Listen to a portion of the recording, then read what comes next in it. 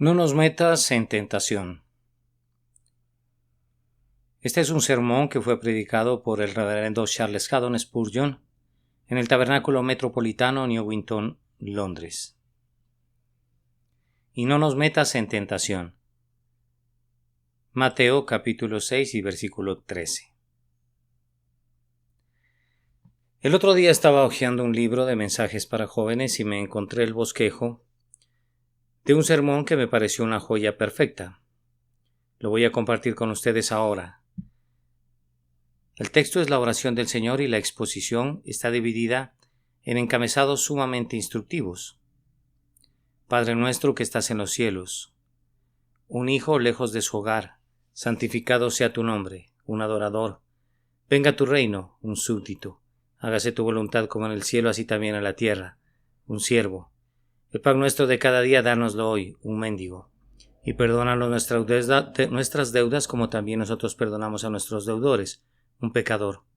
Y no nos metas en tentación, mas líbranos del mal, un pecador en peligro de volverse un peor pecador. Los títulos son sumamente apropiados en cada caso y condensan la petición con precisión. Ahora, si recuerdan este bosquejo, notarán que la oración es como una escalera. Las peticiones comienzan en lo más alto y van descendiendo.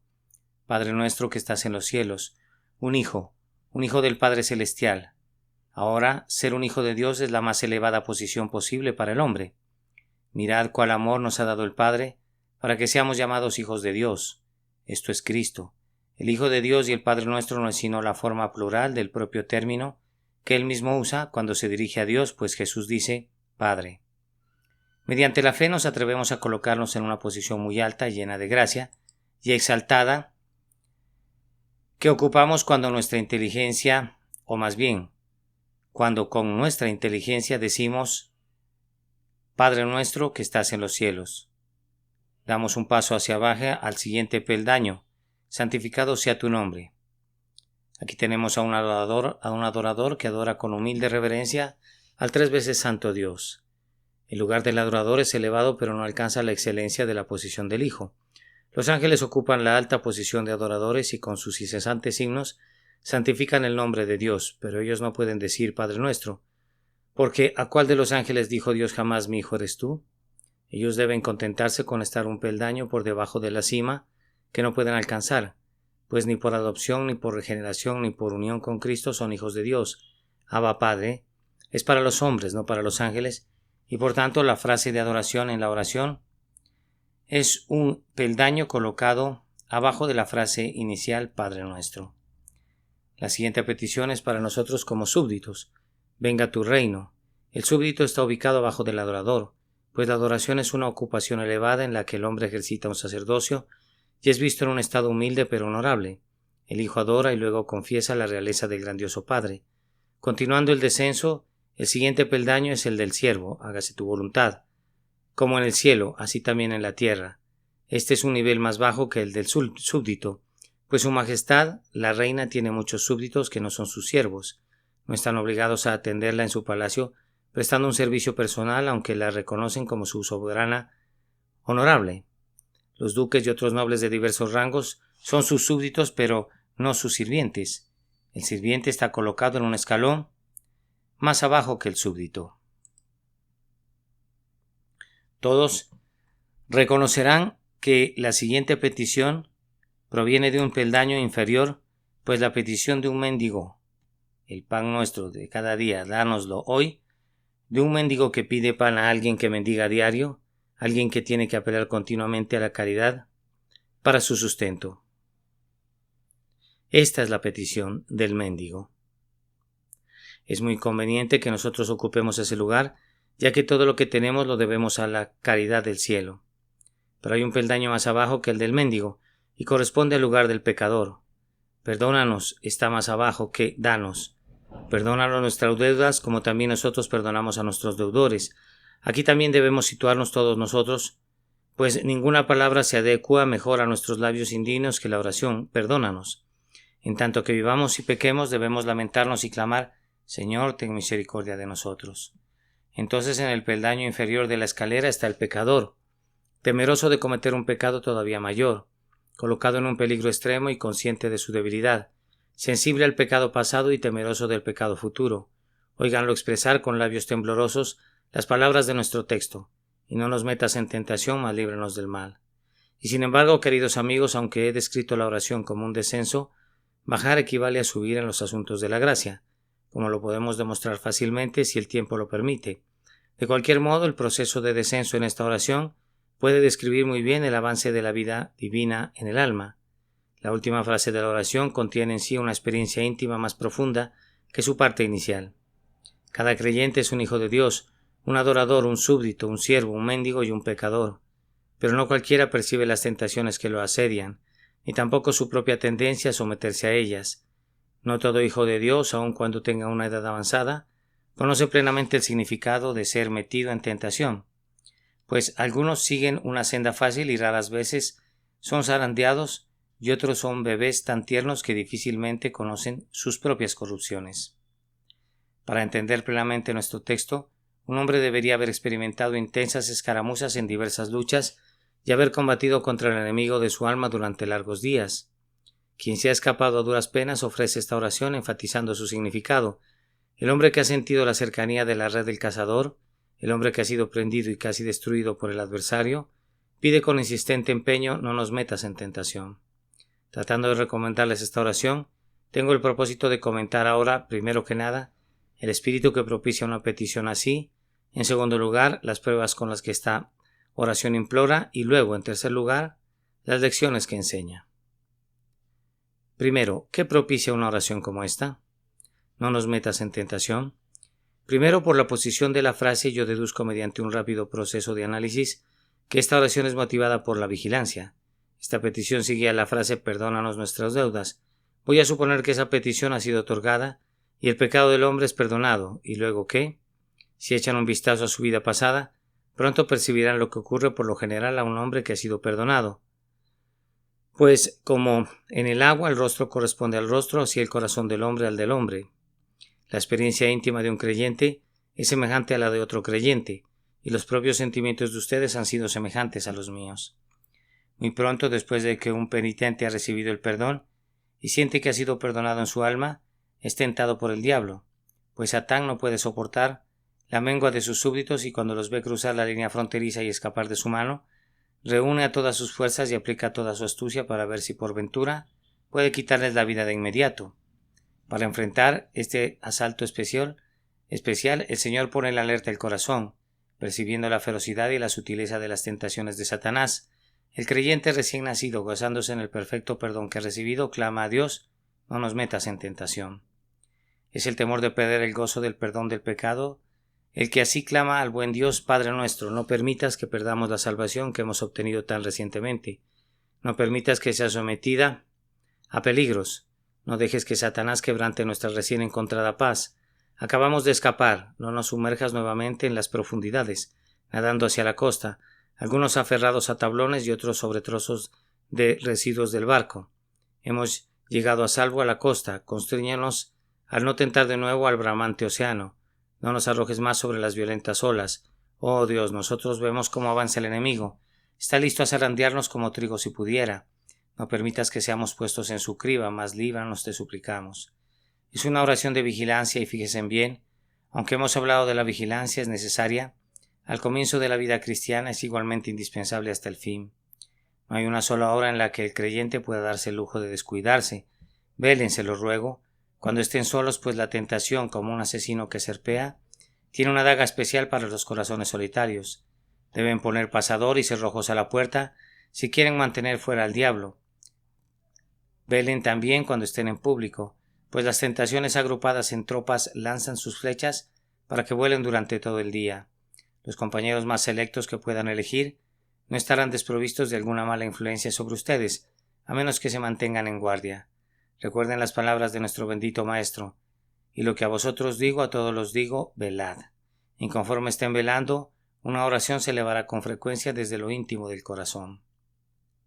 Del poder de la oscura tentación y de los ardides de Satanás defiéndeme, líbrame de la mala hora y guíame hasta el fin. Es una oración de vigilancia. A continuación me parece que es la oración natural, inspirada por el horror del simple pensamiento de caer de nuevo en el pecado. Recuerdo la historia de un minero que, habiendo sido un vulgar blasfemo, un hombre de vida licenciosa, y que hacía todo lo malo, cuando fue convertido por la gracia divina, estaba terriblemente temeroso a que sus antiguos compañeros lo empujaran otra vez a su vida anterior. Él sabía que era un hombre de fuertes pasiones, con la tendencia a ser llevado al descarrío por los demás, y por tanto, en su miedo de ser arrastrado otra vez a sus viejos pecados, oró con empeño pidiendo que antes que volver a sus caminos anteriores preferiría morir. Y en ese mismo instante murió. Tal vez fue la mejor respuesta a la mejor petición que el pobre hombre pudo haber ofrecido. Yo estoy seguro que cualquiera que haya llevado una mala vida, si la maravillosa gracia de Dios lo ha sacado de ella, estará de acuerdo que la oración del minero no era de ningún modo demasiado exagerada. Sería mejor morir de inmediato, de continuar viviendo para retornar a nuestro primer estado y cubrir de deshonra el nombre de Jesucristo nuestro Señor. La oración que estamos considerando brota del encogimiento del alma al primer asedio del tentador. El ruido de las pisadas del demonio resuena en el oído sobresaltado del tímido penitente. Se estremece como una hoja de álamo temblón y grita: ¿cómo? ¿Ya está regresando otra vez? ¿Y es posible que yo caiga de nuevo? ¿Y puedo manchar estos blancos vestidos con ese despreciable pecado asesino que quitó la vida de mi Señor? Oh, Dios mío, parece decir la oración: guárdame de este horrendo mal, llévame, te lo ruego, donde tú quieras. Ay, inclusive a través del valle de sombras de muerte, pero no me metas en tentación, para que no caiga y te deshonre. El niño que ya se ha quemado teme al fuego. Quien ha sido atrapado una vez en la trampa de acero lleva las cicatrices en su carne y está profundamente temeroso de ser aprisionado de nuevo en medio de esos dientes crueles. El tercer sentimiento también es muy claro, es decir, desconfianza de la fortaleza personal. El hombre que se siente lo suficientemente fuerte para todo es temerario, e inclusive invita a la batalla que hará visible su poder. Oh, afirma: no me importa, se pueden reunir contra mí los que quieran. Yo soy lo suficientemente capaz de cuidarme y sostenerme contra los que sean. Está presto a involucrarse en conflictos y corteja la refriega. No hace lo mismo el hombre que ha sido enseñado de Dios y que conoce su propia debilidad. Él no quiere ser probado, sino que busca lugares tranquilos donde pueda estar protegido de cualquier daño. Si se ve involucrado en la batalla, peleará como hombre. Si es tentado, verán cuán firme se planta, pero me parece que él no busca el conflicto, así como muy pocos soldados que conocen lo que es la lucha, la provocan. En verdad, únicamente aquellos que desconocen el olor de la pólvora o que nunca han visto los cadáveres amontonados unos sobre otros, formando un montículo sangriento, están ávidos de balas y granadas, pero los veteranos prefieren los pastoriles tiempos de paz. Ningún creyente experimentado desea jamás un conflicto espiritual, pero algunos reclutas novatos más bien lo buscan. En un cristiano el recuerdo de su previa debilidad, sus resoluciones quebrantadas y sus promesas incumplidas lo conduce a orar para no ser severamente probado en un futuro. No se atreve a confiar otra vez en sí mismo, no quiere una lucha con Satanás ni tampoco con el mundo. Pide más bien, si es posible, que sea librado de esos severos encuentros, y su oración es: no nos metas en tentación. El creyente sabio manifiesta una desconfianza sagrada.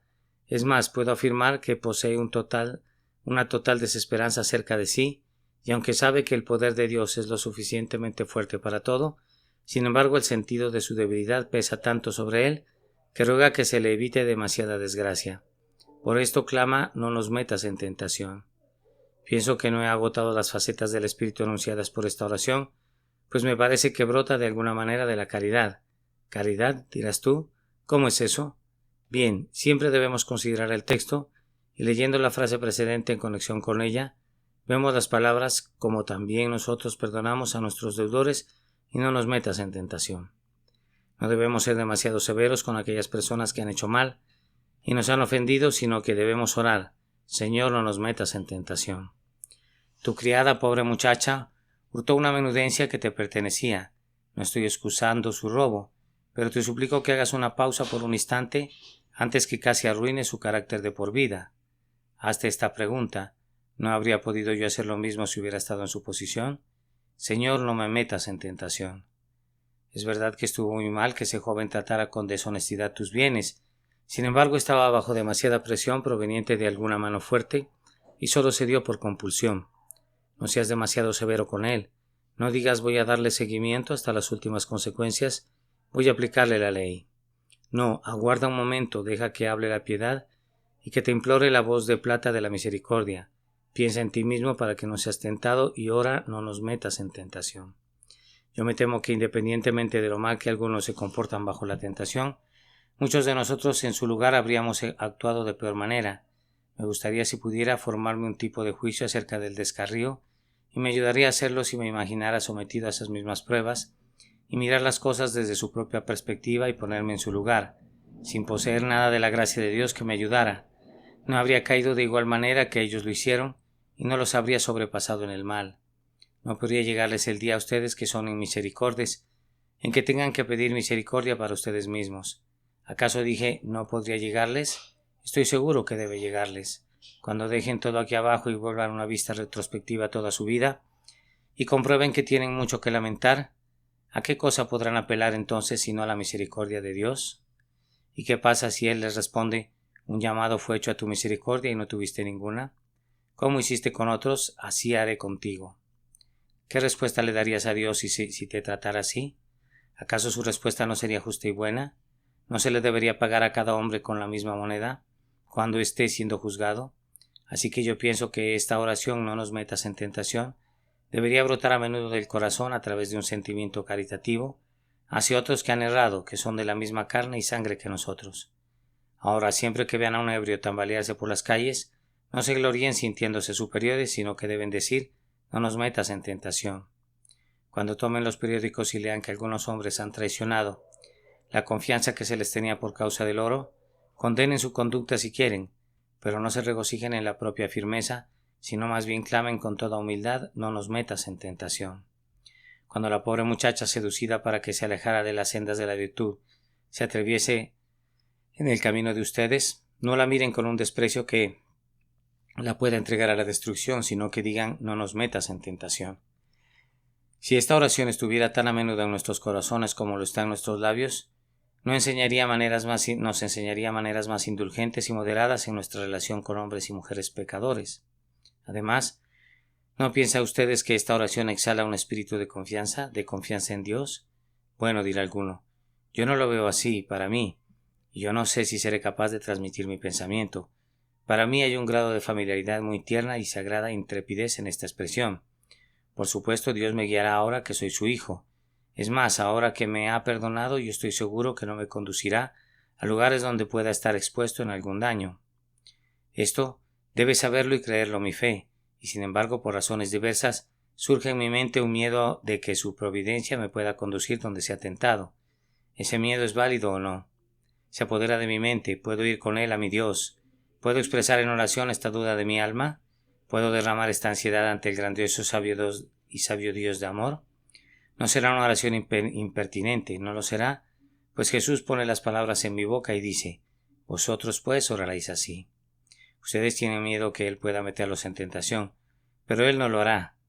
O, si Él viera que es conveniente probarlos, Él también suministrará la fortaleza para que se sostengan hasta el final.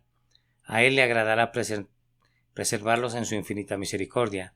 Ustedes estarán perfectamente seguros si lo siguen al lugar que los conduzca, pues su presencia hará que el aire más mortífero se vuelva saludable.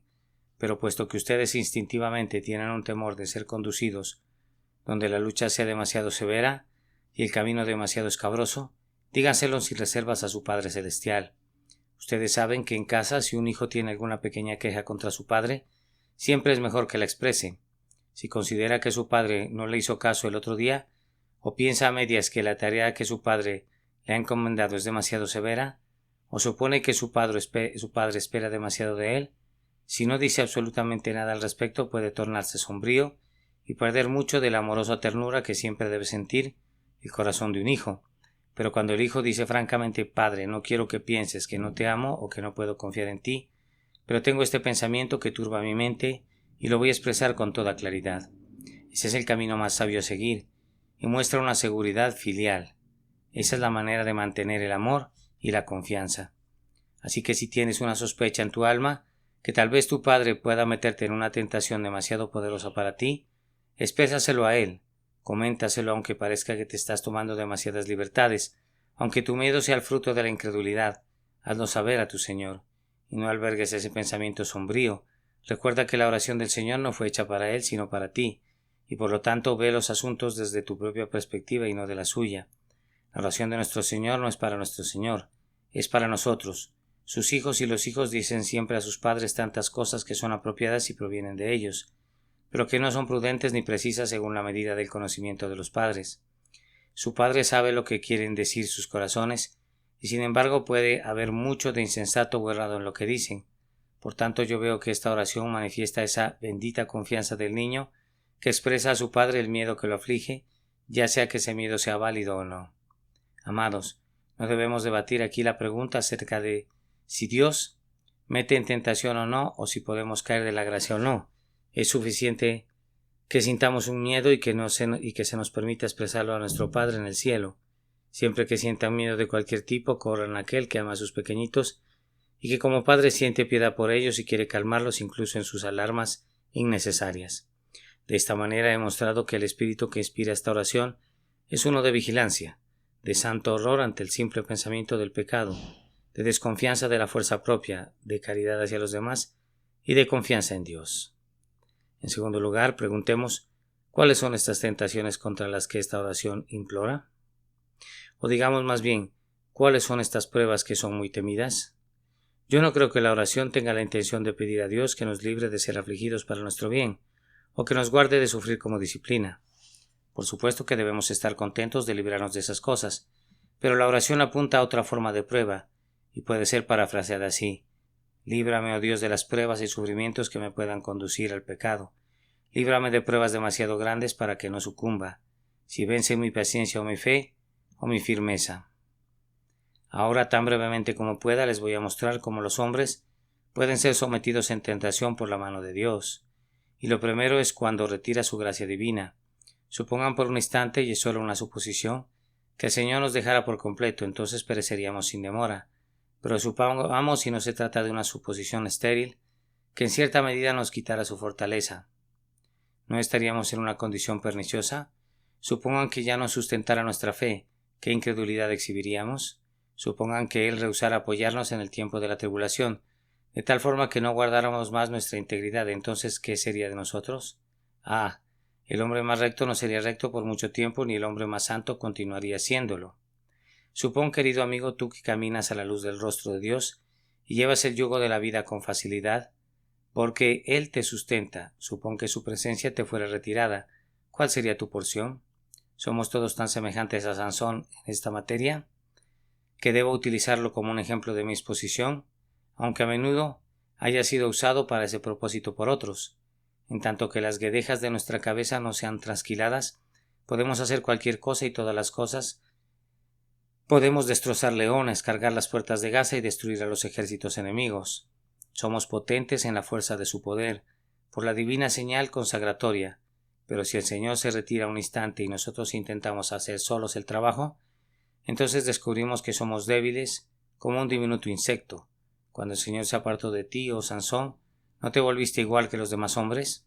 Entonces el grito Sansón, los filisteos contra ti es el tañido de las campanas fúnebres por la muerte de tu gloria. En vano sacudes esos fornidos miembros de tu cuerpo. Ahora te sacarán los ojos y los filisteos se burlarán de ti.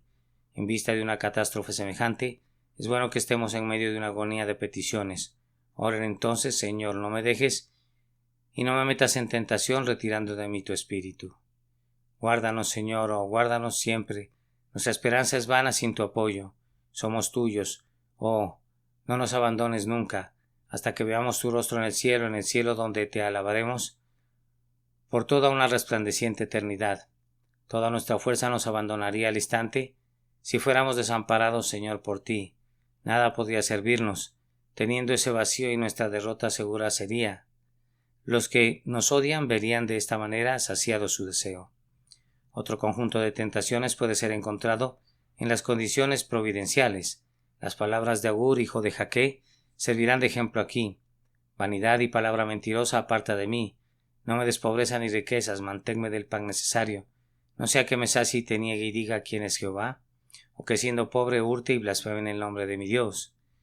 Algunos de nosotros nunca hemos sabido lo que significa una necesidad extrema. Hemos vivido desde nuestra juventud en el bienestar social. Queridos amigos, cuando vemos lo que la suma pobreza ha impulsado a ser algunos hombres, ¿cómo podemos estar seguros que no nos habríamos comportado de peor manera?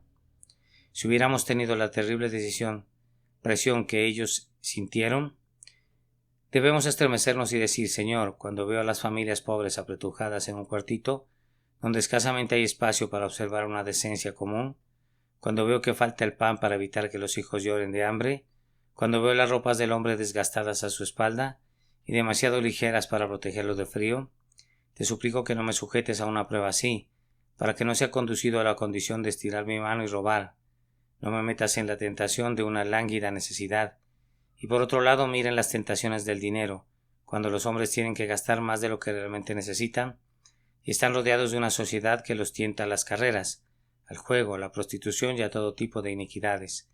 El joven que tiene una fortuna a la mano antes de alcanzar la edad de la discreción, y está rodeado de aduladores y tentadores, todos ellos ávidos de despojarlo, ¿acaso se sorprenden que sea conducido al vicio y que se convierta en un hombre moralmente arruinado? Al igual que un galeón acechado por los piratas, nunca se encuentra fuera del peligro. ¿Acaso es una sorpresa que no llegue nunca a puerto seguro? Las mujeres lo tientan, los hombres lo adulan, los viles mensajeros del diablo lo acarician, y el joven necio los sigue como el buey va al matadero, o como el pájaro se apresura a la trampa sin darse cuenta que se arriesga su vida.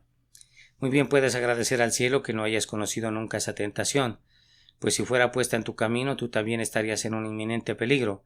Si las riquezas y el honor te fascinan, no los busques con avidez, sino que más bien ora no nos metas en tentación. Las posiciones providenciales a menudo prueban a los hombres. Hay un hombre inclinado al dinero fácil en los negocios. ¿De qué manera podrá pagar esa elevada factura? Si no la paga, ¿habrá desolación en su familia? ¿El negocio mercantil del que ahora obtiene sus ingresos irá a la quiebra? Todo mundo se avergonzará de él. Sus hijos serán discriminados y él terminará en la ruina. Solo tiene que usar una cierta suma que se le ha confiado. No tiene el derecho de arriesgar ni un centavo de ese dinero, pues no le pertenece. Mas sin embargo, mediante su uso temporal, ¿puede acaso superar la dificultad? El diablo le dice que puede devolverlo en una semana. Si toca ese dinero sería una acción ruin, pero entonces se convence a sí mismo. Nadie será afectado por eso, y será una maravillosa solución, etc. Si cede a la sugerencia y todo sale bien, algunos dirán: bueno, después de todo no hubo mucho daño en ello, y más bien fue un paso prudente, pues le salvó de la ruina. Pero si algo sale mal y lo descubren, entonces todo mundo dirá: fue un robo descarado, ese hombre debe ser desterrado. Pero hermanos, la acción era mala en sí misma y las consecuencias no la hacen ni mejor ni peor. No condenen con amargura, sino oren una y otra vez. No nos metas en tentación. No nos metas en tentación. Ustedes pueden ver en efecto que Dios en su providencia pone a los hombres a veces en posiciones en las que son severamente probados. Es por su bien que son probados, y cuando pueden aguantar la prueba, engrandecen su gracia y ellos mismos se fortalecen. La prueba tiene usos beneficiosos cuando puede ser soportada, y por eso Dios no siempre nos priva de las pruebas.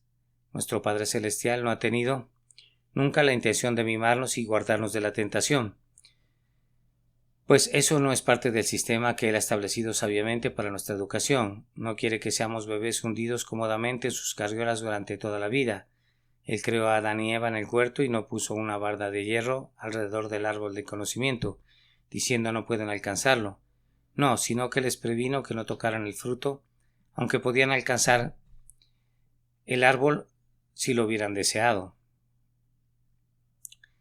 Lo que Él quería es que pudieran haber tenido la posibilidad de alcanzar la dignidad de la fidelidad voluntaria si permanecían firmes, pero la perdieron por su pecado, y Dios tiene la intención en su nueva creación de no escudar a su pueblo de los diferentes tipos de prueba y aflicción, pues eso sería engendrar hipócritas y mantener a los fieles al nivel de personas enanas y débiles.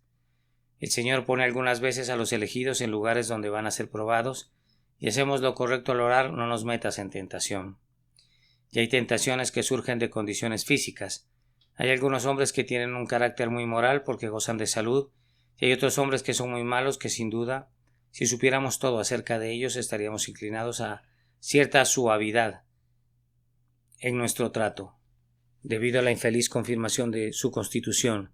Digamos que hay muchas personas a las que les resulta muy fácil mostrarse alegres y generosas, mientras que hay otras que necesitan esforzarse mucho para no desesperar o para no caer en la misantropía. Es muy difícil batallar con hígados enfermos, corazones débiles o cerebros lesionados. ¿Se queja esa anciana?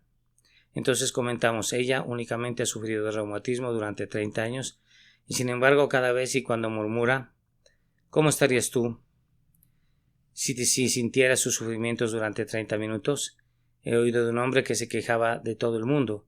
Cuando murió y los doctores abrieron su cráneo encontraron que su bóveda craneana era muy estrecha y descubrieron que el hombre sufría de irritación cerebral. ¿Acaso sus duros comentarios no eran atribuibles en gran manera a esa condición? Yo no menciono estos asuntos para excusar el pecado, sino para hacer que tanto ustedes como yo tratemos a gente así, con la gentileza que podamos y que oremos, Señor, no me des una bóveda craneana, así y líbrame de esos reumatismos y de esos dolores, porque colocado en un poto de tormento semejante yo sería peor que ellos. No nos metas en tentación. Además, las condiciones mentales a menudo suministran grandes tentaciones. Cuando un hombre cae en la depresión es tentado, aquello de nosotros que nos regocijamos mucho, a menudo nos hundimos en la misma proporción que nos elevamos y cuando todo se ve sombrío a nuestro alrededor, Satanás aprovechará con toda seguridad esa ocasión para inculcar el desaliento. Dios no quiera que nos excusemos, pero amado hermano, yo ruego que no seas metido en esa tentación. Tal vez si fueras sujeto del nerviosismo y del decaimiento de espíritu, como el amigo al que culpas por su melancolía, serías más digno de censura que él. Entonces, en vez de condenarte, en piedad. Y por otro lado, cuando los espíritus están alborozados y el corazón está pronto a bailar de gozo, eso es muy propicio para que penetre la liviandad y para decir palabras impropias. Pídanle al Señor que no les permita elevarse tan alto ni caer tan bajo, para no ser conducidos al mal. No nos metas en tentación. Esa debe ser nuestra oración de cada hora. Más allá de esto, hay tentaciones que brotan de las asociaciones personales que se reúnen alrededor de nosotros según el orden de la providencia. Estamos obligados a evitar las malas compañías, pero hay casos en los que, sin ninguna culpa propia, las personas son llevadas a asociarse con caracteres malévolos. Puedo dar como ejemplos al niño devoto cuyo padre es un renegado, y a la mujer piadosa convertida recientemente cuyo marido sigue siendo un impío que blasfema el nombre de Cristo. Sucede lo mismo con los obreros que tienen que trabajar en los talleres, donde compañeros disolutos dejan escapar un juramento cada media docena de palabras que pronuncian, y derraman ese lenguaje inmundo que nos escandaliza cada día más y más. Creo que en Londres nuestra clase trabajadora dice ahora más groserías que antes. Al menos yo las escucho más, cuando camino por las calles o cuando me detengo por alguna razón. Bien, si las personas están obligadas a trabajar en talleres así, o a convivir con familias así, pueden venir tiempos cuando, bajo el látigo de la burla o el escarnio o el sarcasmo, el corazón desmaye y la lengua se rehúse a hablar por Cristo. Ese silencio y esa cobardía no pueden ser excusados, pero sin embargo no censures a tu hermano, sino que debes decir, Señor, no me metas en tentación. ¿Cómo sabes que tú tendrías más valor? Pedro se acobardó ante una sirvienta locuaz y tú también puedes sentir temor de la lengua de una mujer. La peor tentación que conozco para un joven cristiano es convivir con un hipócrita, un hombre tan santificado y recatado que el joven corazón, engañado por las apariencias, confía plenamente en él.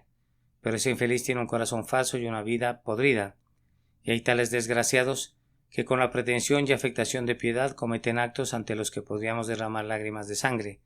Los jóvenes se tambalean espantosamente y muchos de ellos se vuelven deformes de por vida en su conformación espiritual al asociarse con tales seres. Cuando vean faltas generadas por esas causas comunes pero horribles, díganse a sí mismos, Señor, no me metas en tentación. Te doy gracias por mis padres piadosos y por mis amistades cristianas y por los ejemplos piadosos, pero ¿qué habría sido de mí si yo hubiera sido sometido exactamente al opuesto?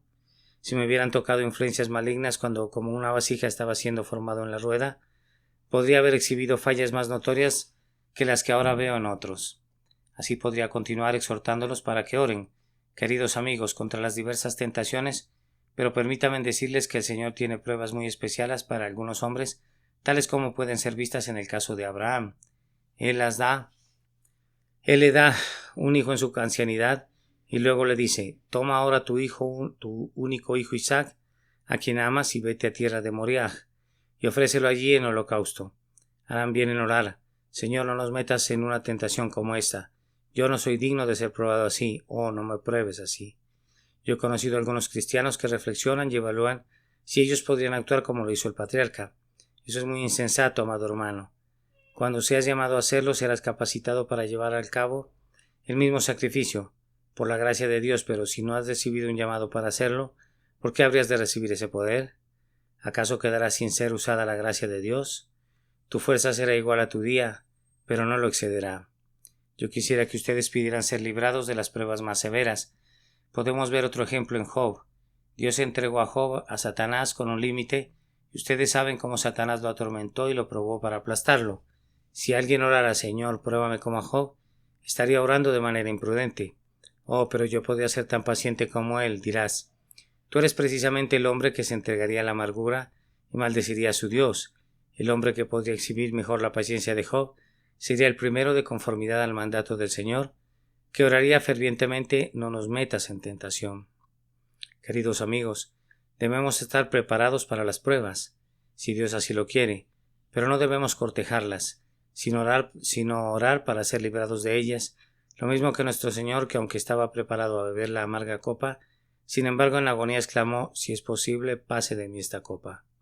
Las aflicciones buscadas no son aquellas que el Señor ha prometido bendecir. Para explicar lo que quiero decir de una manera que pueda ser vista claramente, déjenme contarles una vieja anécdota. He leído en la historia que 2 hombres fueron condenados a morir como mártires en los días de la violenta persecución de la Reina María. Uno de ellos se jactaba en voz alta ante su compañero por la confianza que tenía que se comportaría como un verdadero hombre cuando fuera a la hoguera. A él no le importaba el sufrimiento y estaba tan firme en el Evangelio que sabía que nunca renegaría de él. Dijo que ansiaba que llegara la mañana fatal como se espera a una novia en el día de la boda. Su compañero de prisión, con quien compartiría la misma celda, era una pobre criatura temblorosa que no podía ni siquiera negar a su señor, pero le confesó a su compañero que le tenía mucho miedo al fuego. Comentó que siempre había sido muy sensible al sufrimiento y temía que cuando el fuego comenzara a arder, el dolor lo podría empujar a renegar de la verdad. Le suplicó a su amigo que orara por él y se pasó el tiempo llorando por su debilidad y clamando a Dios pidiéndole fortaleza. El otro lo reprendía continuamente y lo increpaba por ser tan incrédulo y débil. Cuando ambos fueron a la hoguera, el que había sido tan valiente se retractó a la vista del fuego y regresó de manera ignominiosa a una vida de apóstata. Mientras que el pobre hombre tembloroso cuya oración había sido: no me metas en tentación, estuvo firme como una roca, alabando y engrandeciendo a Dios, mientras ardía hasta quedar carbonizado. Nuestra debilidad es fortaleza, y nuestra fortaleza es debilidad. Clamen a Dios que no les mande pruebas que sobrepasen sus fuerzas, y en la tierna timidez de su débil conciencia susurren la plegaria: no nos metas en tentación.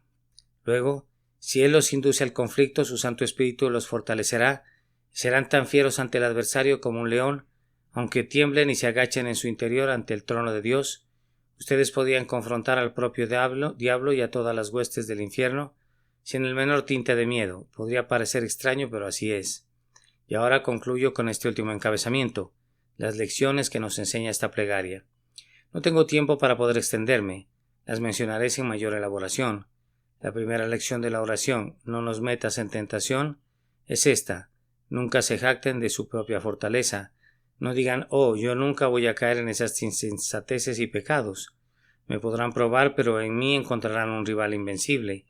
El que se ciñe las armas no debe alabarse tanto como el que se las desciñe. Nunca cedan a un pensamiento de autoestima por la fortaleza propia. No tienen ningún poder que provenga de ustedes. Son tan débiles como el agua. El diablo solo tiene que presionarlos en un lugar preciso y ustedes saltarán de acuerdo a su voluntad. Con solo que 1 o 2 piedras sueltas sean sacudidas, pronto comprobarán que el débil edificio de su propia virtud natural se desplomará de improviso. Nunca inviten a la tentación jactándose de su propia capacidad. La siguiente es: nunca deseen la prueba. ¿Alguien hace alguna vez eso? Sí, escuché a uno el otro día que decía que Dios lo había prosperado tanto durante tantos años que temía no ser un hijo de Dios, pues había descubierto que los hijos de Dios eran disciplinados y por tanto él casi anhelaba experimentar la aflicción. Amado hermano, no desees eso. Demasiado pronto caerás en problemas. Si yo fuera un niño y estuviera en mi casa, no creo que le diría a mi hermano después que recibiera unos azotes: me temo que no soy hijo de mi padre y dudo que me ame porque no he sido castigado con la vara como tú. Yo deseo que me azote para saber que me ama. No, ningún hijo sería jamás tan estúpido. No debemos desear por ninguna razón ser afligidos o probados, sino que debemos orar: no nos metas en tentación.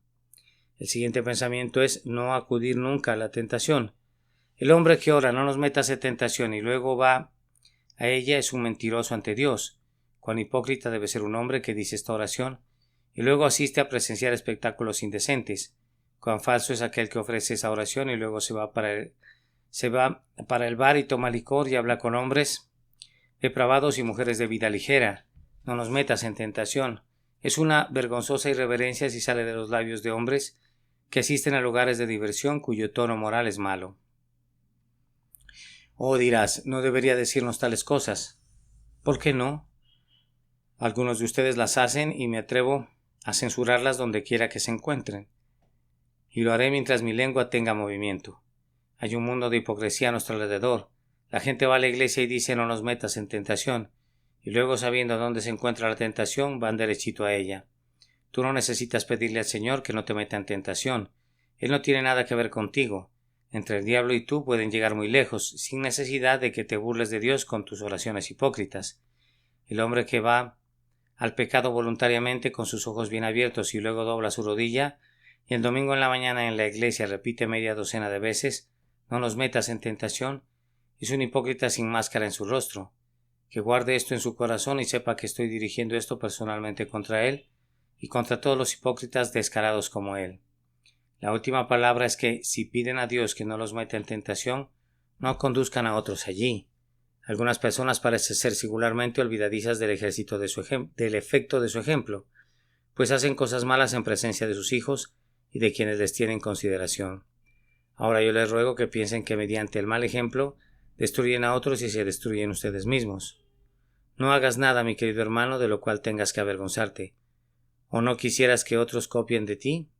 Haz el bien en todo momento y no permitas que Satanás te convierta en una zarpa de fiera para destruir las almas de los demás. Ora con sinceridad.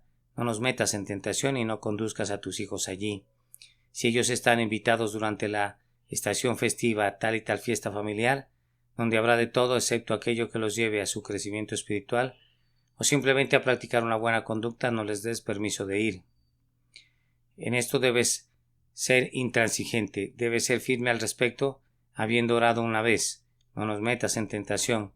No le hagas al hipócrita permitiendo que tus hijos vayan a la tentación. Dios bendiga estas palabras para nosotros, que se graben profundamente en nuestras almas, y si alguien siente que ha pecado, o que pueda pedir perdón ahora por medio de la sangre preciosa de Cristo, y que lo encuentre por la fe en Él. Cuando hayan obtenido misericordia, que su siguiente deseo sea que puedan ser guardados en el futuro del pecado que han cometido antes, y por tanto que su oración sea: no nos metas en tentación. Que Dios los bendiga. Porción de la Escritura leída antes del sermón, Mateo capítulo 6, versículo 1 al 24. Nota del traductor. Este sermón no muestra la fecha específica de su predicación. No nos metas en tentación. Este fue un sermón predicado por el reverendo Carlos Haddon Spurgeon en el Tabernáculo Metropolitano, Newington, Londres. Y no nos metas en tentación. Mateo capítulo 6 y versículo 13.